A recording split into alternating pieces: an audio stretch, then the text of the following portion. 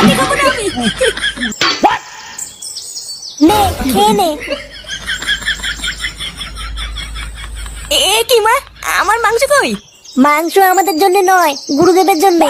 গুরুদেবের আদেশ, গুরুদেব যে কয়দিন থাকবেন সেই কয়দিন আমাদের ঘি আর ভাত খেয়ে থাকতে হবে। হ্যাঁ হ্যাঁ ফুটো, তোমাদের জন্য শুধু ঘি আর ভাত, মাংস শুধুমাত্র আমার জন্য। আমি পারি না আর পারি না, আমি কেন মরি না। এটা কি হলো? লেওড়া শাটার ঘাম পায়ে ফেলে বাজার করে নিয়ে আসলাম আমি, আর আমার ছেলে শুধু ঘি আর ভাত খেয়ে থাকবে? এখানে কি লেওড়া নাটক হচ্ছে নাকি?